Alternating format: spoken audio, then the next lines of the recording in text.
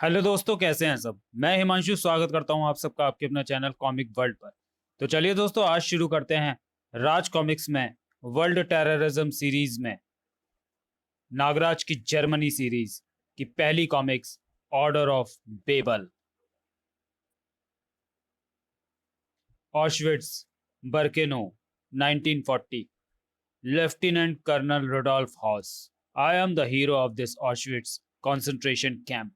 मेरा गढ़ है ये। तूने यहाँ कदम रखकर हमारा काम आसान कर दिया है कीड़े। अब इन 3 करोड़ यहूदियों, शारीरिक व मानसिक रूप से विकलांग, वैश्याओं और अन्य युद्ध बंदियों के साथ ही मरेगा तू भी। तेरी ही तरह आदर्श सृष्टि में रहने वाली विकृति है ये सारे, और तेरी मौत के साथ ही खत्म हो जाएगी फाइनल सॉल्यूशन की राह की सबसे बड़ी अड़चन।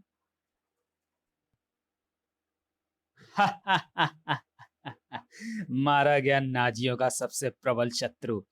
अब शुरू होकर रहेगा फाइनल सॉल्यूशन।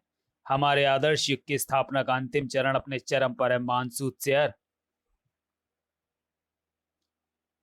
हमारी सेनाएं जल्दी ऑर्डर तलाश लेंगी। उसके बाद विश्व की समस्त कौमों पर राज सिर्फ प्योर ब्लड्स करेंगे। ऑर्डर का जल्द मिलना अति आवश्यक है फ्यूरर। प्योर ब्लड्स विश्व संरक्षक ऑर्डर की स्थापना के बाद ही बन सकते हैं। निश्चित रहे मानसूद सेयर, हमने जर्मनी से पाप के प्रतीकों की कौम का जड़ उन्मूलन कर दिया है। शीघ्र ही समस्त विश्व में एक भी पाप का प्रतीक नहीं बचेगा। हमारी अपार शक्ति व बर्बर प्रवृत्ति के सामने सोवियत सेनाएं भी घुटने टेक देंगी। बर्लिन 29 अप्रैल 1945। जिंग जिंग। बर्लिन 30 अप्रैल 1945। फ्यूरर, सोवियत सेनाएं पूरे बर्लिन पर कब्जा कर चुकी हैं। यह युद्ध हम हार चुके हैं। इससे पहले कि सोवियत सेनाएं आप तक पहुंचे, आप मदाम इवा ब्राउन को लेकर वहां से निकल जाएं। ऑर्डर स्थापित करने की हमारी मुहिम विफल हो गई सूदसेयर। हम ये लड़ाई हार गए। हम नहीं फ्यूरर, तुम हार गए। और एक हारी हुई जिंदगी से इज्जतदार मौत बेहतर होती है। थाए थाए। परम पिता के आदेश का पालन होकर रहेगा। ऑर्डर हर हाल में स्थापित होगा, पर उसके लिए प्रतीक्षा करनी होगी, सही समय की और सही शिकार की। आतंकवाद का कोई मुल्क, कोई मजहब, कोई खुदा नहीं होता। यह वो जहरीली अमरबेल है जो युगों युगों से अपना चेहरा बदल, नए रूप धारण कर मानवता का लहू पीकर जिंदा है। इस जहरीली अमरबेल को जड़ से हमेशा के लिए उखाड़ने का बीड़ा उठाया मैंने। उसी जहरीली बेल के एक हिस्से को नेस्तो नाबूद करने में जर्मनी आया हूं, जिसका नाम है order of Babel. Hello Nagraj, I am Ida Brown, commanding officer German intelligence wing. तुम्हें मेरे साथ GIW हेडक्वार्टर्स चलना होगा। GIW हेड मेडिकल कॉन्स्टेंटीन ने मुझे तुम्हें लाने भेजा है। Shall we go Nagraj? Sure. उस लेडी ऑफिसर के वहां आने के कारण मुझे भागना पड़ा। मेरा नागराज से मिलना बहुत आवश्यक है। नागराज को आगाह करना होगा, उसे जाना होगा जर्मनी से फौरन। तो तुम्हें नागराज ने भेजा है ना? इसके एचयूए का पता नहीं, पर हमें तेरे यमराज लॉर्ड मॉर्बियस ने भेजा है, तुझ जैसे नाली के कीड़ों की मौत के फरमान के साथ। बैरन बैरोनस नागराज की परवाह तू मत कर। उसका भाग्य तो युगों पहले ही लिखा जा चुका है। उसकी मौत यहीं जर्मनी में होगी। या secret hideout neo Nazis. Greetings lord Morbius. Final solution की क्या प्रोग्रेस है? At ease general Strangler. Berlin और आसपास के अन्य शहरों में इन बीमार, विकलांग और मानसिक रूप से बीमार यहूदियों को पकड़ा है हमने। परम पिता की बनाई आदर्श सृष्टि पर बदनुमा दाग है ये लोग। हिटलर महान इन गंदे विकृत कीड़े मकोड़ों को हमेशा के लिए समाप्त कर एक आदर्श युग की स्थापना करना चाहते थे। उनका अधूरा काम हम पूर्ण करेंगे। संपूर्ण विश्व से विकृति हटाकर एक आदर्श युग की स्थापना करेंगे। गंदगी अभी और भी है लॉर्ड मॉर्बियस। बर्लिन में हाइड्रा द्वारा संचालित कैट हाउस से पकड़ी गई कैट्स हैं ये सभी, लेकिन जिसकी हमें तलाश है वह इनमें नहीं है। फिर तो यह हमारे किसी काम की नहीं, और जो हमारे काम का नहीं उनके साथ क्या करना है तुम अच्छी तरह से जानते हो। बिल्कुल Lord Morbius. Soldiers, greetings lord Morbius. योजना का पहला चरण सफल हो गया जनरल। नागराज बर्लिन आ चुका है। उसके यहाँ आते ही इस सपोले ने उससे मानसिक संपर्क बनाने की कोशिश की लेकिन सफल न हो सका। नागराज का बर्लिन आना वाकई खुशखबरी है। ऑर्डर सदियों से नागराज की प्रतीक्षा कर रहा था। ऑर्डर के विश्व में कायम होने का समय निकट है। विश्व भर में फैले ऑर्डर के अनुयायियों को एकजुट होने का आदेश दे दो। फाइनल सॉल्यूशन की तैयारियां तेज करनी होगी। तर तर तर तर तर तर। लेकिन ऐसा करने से ऑर्डर खुलकर सारे विश्व और नागराज के सामने आ जाएगा। हम अभी उनसे टकराव के लिए तैयार नहीं है। हिटलर महान हमेशा कहते थे युद्ध से होने वाली विभीषिकाएं नहीं, युद्ध से होने वाले परिवर्तन महत्वपूर्ण होते हैं। समय आ गया है कि दुनिया अब ऑर्डर के बारे में जान जाए। तर तर तर तर तर तर तर तर। रहा सवाल नागराज का, तो जर्मनी में नागराज के आगमन की प्रतीक्षा महान सूदसेर बेसब्री से कर रहे हैं। यह जानकर उन्हें हमसे भी कहीं अधिक खुशी होगी। हमारे लिए क्या आदेश है लॉर्ड? जर्मनी के सभी बदनाम कैंट हाउसेस पर मौत का कहर बरपा दो। हमें वह चाहिए हर हाल में। जर्मन आर्किटेक्चर सारे विश्व में अनोखा है। इन इमारतों में से कई इमारतें द्वितीय विश्व युद्ध की मूक दर्शन रह चुकी हैं। वक्त और युद्ध की मार से बेरंग व जर्जर हुई, परंतु सीना ताने अडिग खड़ी इन इमारतों को देखकर रोमांच का एहसास होता है और उद्विग्नता भी।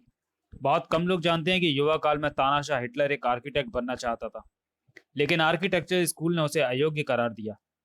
पर एक बुरा आर्किटेक्ट बुरे तानाशाह से बेहतर होता। जर्मनी पर द्वितीय विश्व युद्ध का कलंक न लगता। जर्मनी में आतंकवाद नहीं है। मैं भी तब तक यही समझता था जब तक मैंने ऑर्डर ऑफ बेबल नामक आतंकवादी संगठन द्वारा जारी वीडियो फुटेज नहीं देखी थी, जो कि मेरे लिए ही जारी की गई थी। फुटेज में कत्ल किए गए लोगों की आंखें मैं कभी नहीं भूल सकता। वे सभी victims. Oh no. Crack scrunch. Crack. इसमें तो कोई भी नहीं है। नागराज कहाँ गया? तुम लोग शायद मुझे ढूंढ रहे हो। मैं यहाँ हूँ। जर्मनी छोड़कर चला जा नागराज।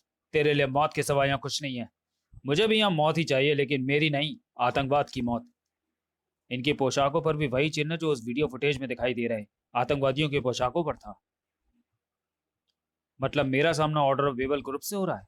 मौत तो यहाँ तुझे तुझे ही मिलेगी नागराज। ये ऑर्डर ऑफ बेबल ग्रुप है नागराज। ये अपने आप को ऑर्डर के संरक्षक कहते हैं। सामने खड़ा इस ग्रुप का लीडर गार्डियन। ये ऑर्डर क्या है? ऑर्डर क्या है ये कोई नहीं जानता। ऑर्डर क्या है ये तो मैं इनकी लाशों से भी उगलवा लूंगा।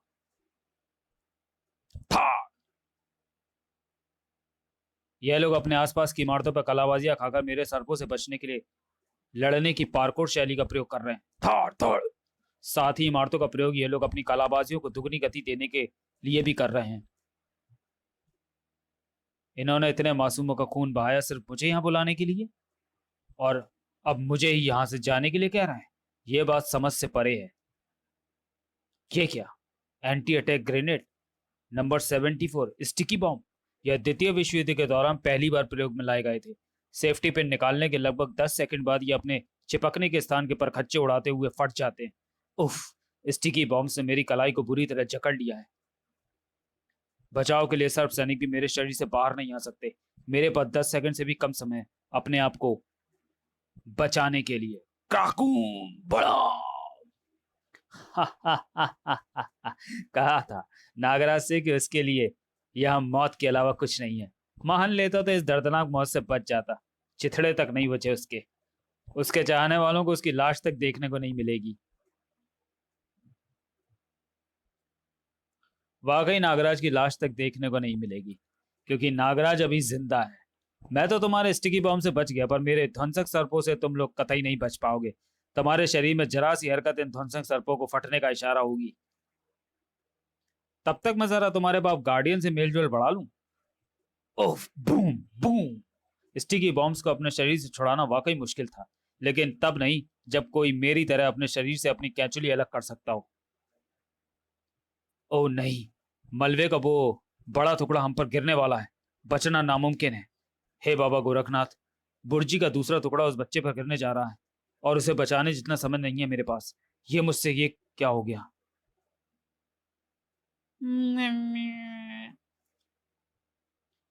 काक। आप बुरी तरह घायल हो गए हैं गार्डियन। फिलहाल हमें यहाँ से निकलना होगा। नागराज को हम बाद में देख लेंगे, लेकिन इन मेरा जर्मनी में आने से जुड़े सारे सवालों के जवाब मुझे गार्डियन से ही मिल सकते हैं। मुझे अभी किसी भी हाल में इन्हें रोकना होगा। Damn it! पार्कोर करते हुए ये तेजी से मुझसे दूर जा रहे हैं, लेकिन इन संकरी और एक दूसरे से सटी इमारतों के बीच झूलना मेरे लिए मुश्किल होता जा रहा है। उफ! एकदम से आंखें बोझिल होने लगी। ये अचानक से क्या हो रहा है?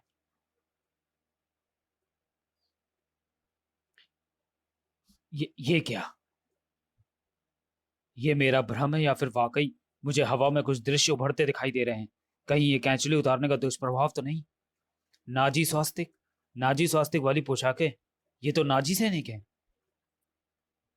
नाजी कंस्ट्रक्शन कैंप का दृश्य है यह। युद्धबंदियों को बेरहमी से पीटा जा रहा है। उन युवतियों को यातनाएं देने में ये लोग बर्बरता की हदें पार कर रहे हैं। उफ! क्यों दिखाई दे रहे हैं मुझे ये दृश्य? नाजियों की बर्बरता के शिकार हुए लाखों निर्दोषों की हृदय विदारक चीखें, इनकी वेदनाएं मेरे संपूर्ण अस्तित्व को विचलित कर रही हैं। निर्जीव कंकालों से प्रतीत होते इन बच्चों की जीवन रहित आंखें जैसे मुझसे कुछ कहना चाहती हो। उफ! अब और बर्दाश्त नहीं होता। दृश्य धूमिल होते जा रहे हैं, लेकिन ये सब मुझे क्या दिखाई दे रहा है? क्यों दिखाई दे रहा है? ताकि तुम सत्य को पहचान सको नागराज। जिसे समझने की जटिलता में हम उससे और दूर हो जाते हैं, परंतु जब हम उसे अपने भीतर महसूस करते हैं तो वह सत्य शाश्वत और अटल हमारे सामने आ खड़ा होता है। ठीक उसी तरह जिस तरह तुम्हारे सामने आ खड़ा हुआ है। कौन है आप और किस सत्य की बात कर रहे हैं? अनगिनत नाम है मेरे, परंतु तुम मुझे सत्य का मार्गदर्शक अर्थात लेथफेंदे बुला सकते हो। वे दृश्य मैंने ही तुम्हें दिखाए थे ताकि तुम उस सत्य से परिचित हो सको कि विश्व युद्ध के समय यदि नागराज होता तो यह संसार कभी भी विश्व युद्ध की विभीषिका से नहीं गुजरता। मैं आपकी बात का तात्पर्य नहीं समझा। तात्पर्य केवल इतना है नागराज की विश्व युद्ध और उसकी विभीषिका से दुनिया को यदि कोई बचा सकता है तो सिर्फ तुम। जो हो चुका उसे भला मैं कैसे बदल सकता हूँ? समय सब कुछ बदल सकता है नागराज। समय इतिहास और वर्तमान को कब आमने सामने ला खड़ा करे यह सिर्फ समय निर्धारित करता है। एक बार फिर जर्मनी की भूमि विश्व युद्ध में बहे रक्त से रक्तम होने के कगार पर आने वाली है। तुम इस युद्ध को होने से टाल सकते हो नागराज, लेकिन उसके लिए तुम्हारा जर्मनी में होना आवश्यक है। जर्मनी में फैली आतंकवाद की जड़ों को उखाड़ फेंकने के लिए तो मैं यहाँ आया था, और यह काम पूरा किए बिना मैं जर्मनी छोड़कर कहीं नहीं जाऊंगा। अंधेरी बंद गली में खुद से बातें करना तुम्हारा क्राइम फाइटिंग स्टाइल है क्या?